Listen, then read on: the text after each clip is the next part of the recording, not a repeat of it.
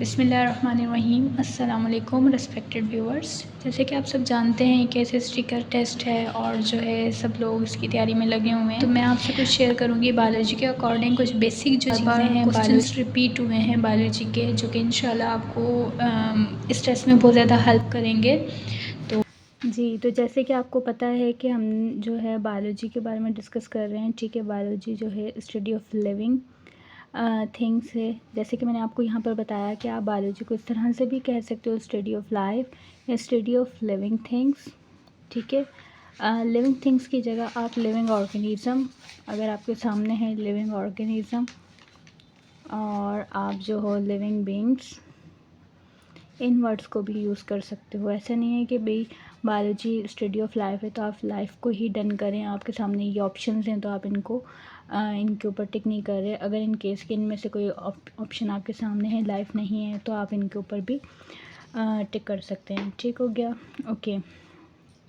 Biology के बाद जो है हम सेल को डिस्कस करेंगे, क्योंकि सेल जो है बहुत ही इम्पोर्टेंट है। सेल में से बहुत सारे क्वेश्चंस बनते हैं।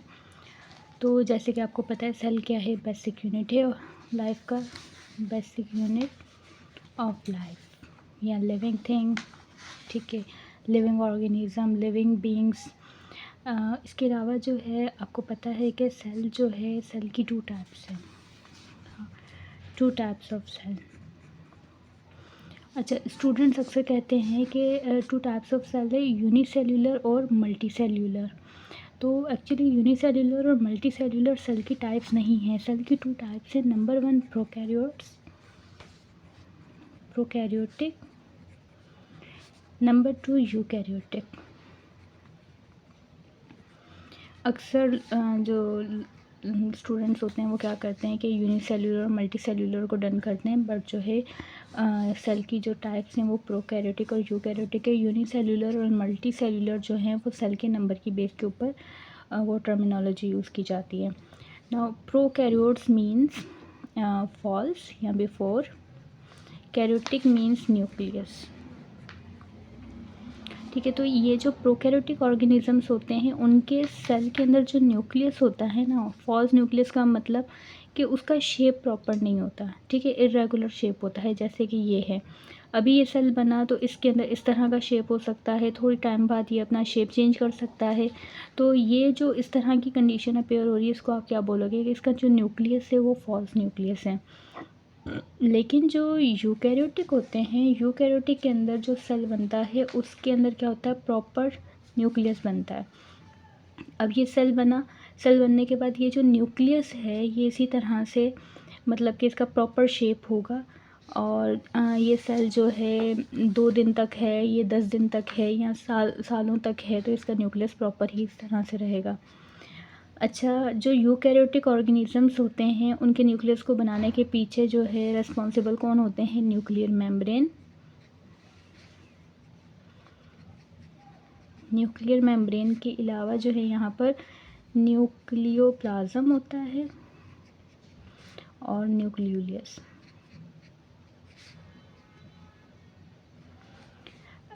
एक जो वेल डेवलप न्यूक्लियस जो बनता है उसको बनाने के पीछे ये 3 कंपोनेंट्स रिस्पॉन्सिबल होते हैं, nuclear membrane, nucleoplasm and nucleolus.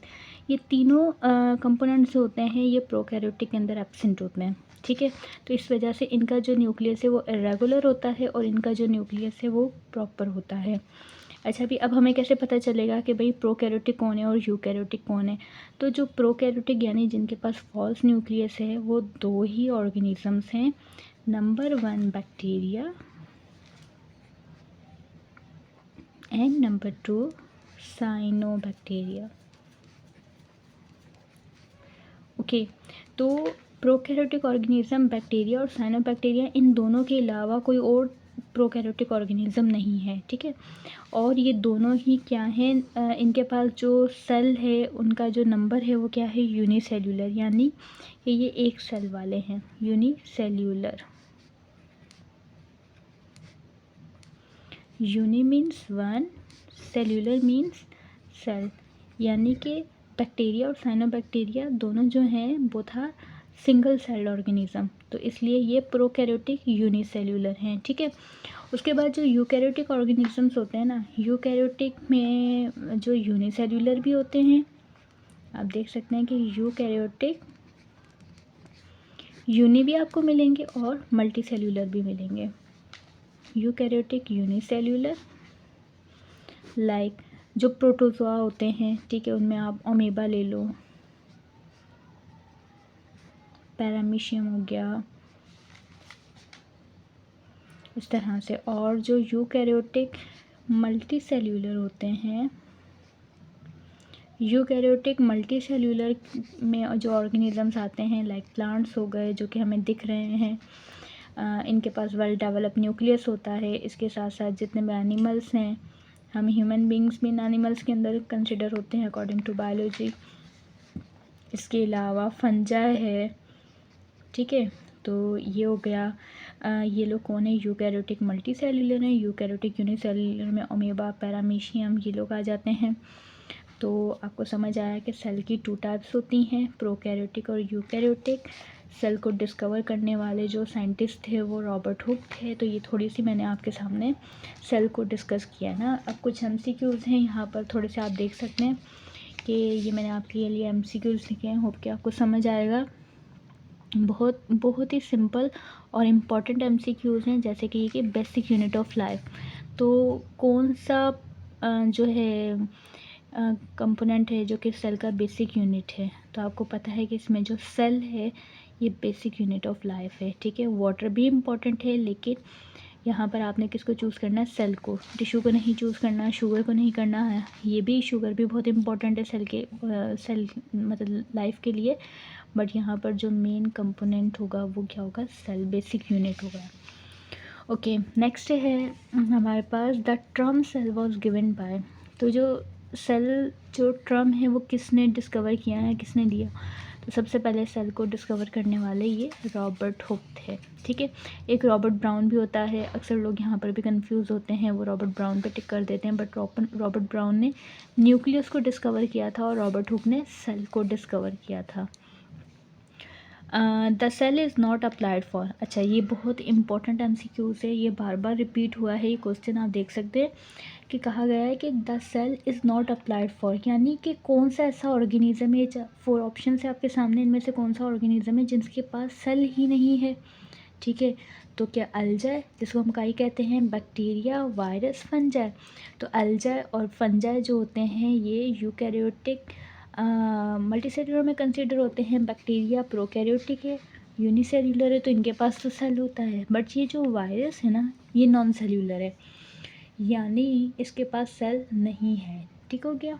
उसके बाद आपके सामने है a cell without a cell wall is termed as. अच्छा भाई, अब मैं यहाँ पर आपसे 2-3 टर्म्स डिस्कस करूँगी, आप ज़रा वो देखें कि यहाँ पर ये देखें, ये हम कंसिडर कर रहे हैं कि ये हमारे पास एक सेल है।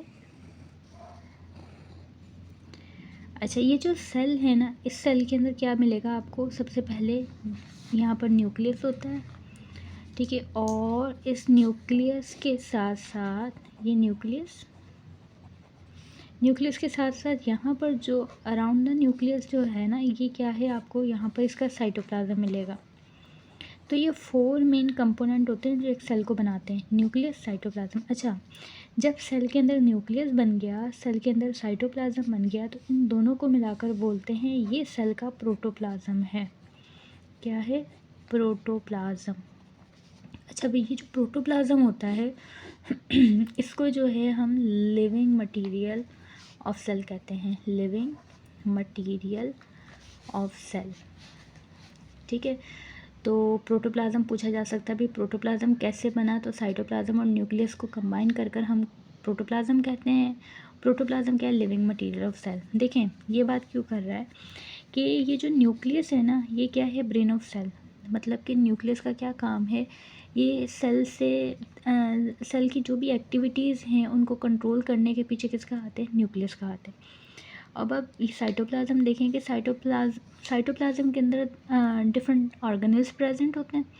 वो डिफरेंट ऑर्गेनेल से को मतलब कि जो भी उनका काम होता है वो उनको ऑर्डर कौन दे रहा है, न्यूक्लियस दे रहा है। तो जब न्यूक्लियस प्रेजेंट है साइटोप्लाज्म के अंदर, वो तमाम ऑर्गेनल्स प्रेजेंट है और वो अपना काम प्रॉपर कर रहे हैं, इस वजह से इसको कहा गया प्रोटोप्लाज्म यानी living material of cell. Okay, उसके बाद प्रोटोप्लाज्म के बाद ये वाली जो मेम्ब्रेन है, this membrane it is called cell membrane. इस मेम्ब्रेन को हम क्या कहते हैं, सेल मेम्ब्रेन।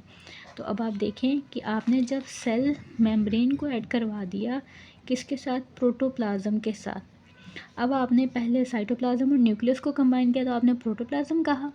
अब आपने protoplasm plus cell membrane, protoplasm plus cell membrane, तो ये जब दोनों कंबाइन करोगे प्रोटोप्लाज्म, तो अब आप इसको कंसीडर करोगे कि ये क्या बन गया, प्रोटोप्लास्ट बन गया, प्रोटोप्लास्ट। ठीक है, अब जब आप प्रोटोप्लास्ट के ऊपर आपने यहाँ पर क्या कर दिया, सेल वॉल को ऐड करवा दिया। आपको पता है कि प्लांट सेल के पास सेल वॉल प्रेजेंट होती है, ये वैसे मैं अभी आपसे आगे डिस्कस करूँगी। ये जो सेल वॉल है यहाँ पर एक आपने क्या चीज़ ऐड करवा दी, कोर लेयर ऐड करवा दी जिसको सेल वॉल बोला। अच्छा, जब आपने प्रोटोप्लास्ट में सेल वॉल को ऐड करवाया तो ये क्या बन गया हमारे पास, ये बन गया प्लांट सेल। अच्छा, बेसिक टर्म से यहाँ पर कंफ्यूज नहीं होना, परेशान नहीं होना। यहाँ पे प्रोटोप्लाज्म पूछा जा सकता है, प्रोटोप्लाज्म क्या है, कैसे बना, तो आपको पता है साइटोप्लाज्म और न्यूक्लियस जब कंबाइन हुए तो प्रोटोप्लाज्म।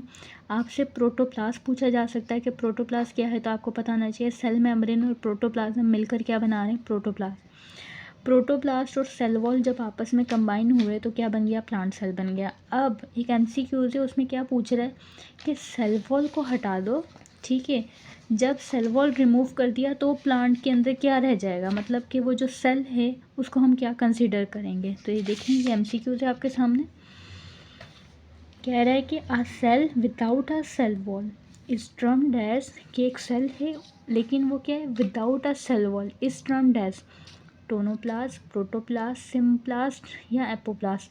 तो ये जो प्रोटोप्लास्ट है ना, यानी जैसे ही हमने सेल वॉल रिमूव कर दी तो अब हमारे पास जो वो सेल है उसको हम क्या बोलेंगे, ये प्रोटोप्लास्ट है। उसके बाद यहाँ पर देखें difference between eukaryotic and prokaryotic cell is in having, कह रहा है कि जो डिफरेंस है बिटवीन यूकैरियोटिक और प्रोकैरियोटिक सेल में, दोनों में जो डिफरेंस है वो किस चीज़ का है, राइबोसोम्स का, सेल वॉल का, न्यूक्लियर मेम्ब्रेन का, साइटोप्लाज्म का। आपको पता है प्रोकैरियोटिक और यूकैरियोटिक सेल को हमने जो उनके अंदर जो मेन डिफरेंस देखा है वो न्यूक्लियस का देखा है।